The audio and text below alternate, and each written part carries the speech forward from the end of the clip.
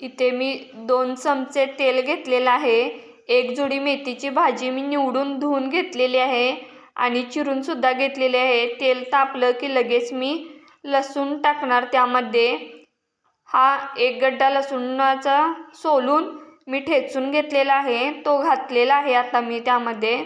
थोडं हलवणार, त्याला करपू द्यायचं नाही, इतपतच हलवायचं आहे।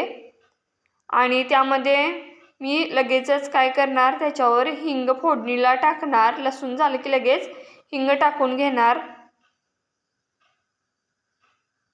लसूण अजिबात करपू द्यायचा नाही आहे। हिंग टाकला मी।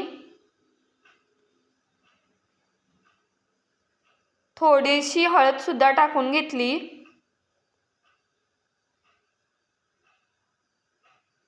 आणि थोडं त्याच्याच मध्ये मीठ सुद्धा टाकलेलं आहे आणि मेथीची भाजी धुतलेली ती मी यामध्ये टाकून घेणार।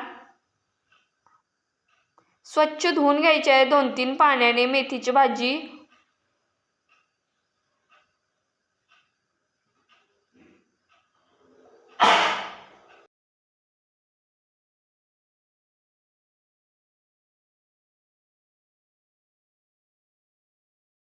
आणि वरतून शेंगदाण्याचं कूट, भाजलेल्या शेंगदाण्याचं कूट घालतो आम्ही।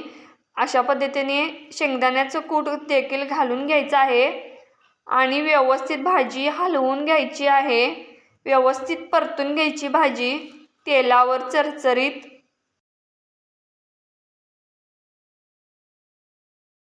तर अशा पद्धतीने भाजी तयार झालेली आहे। Okay, thank you.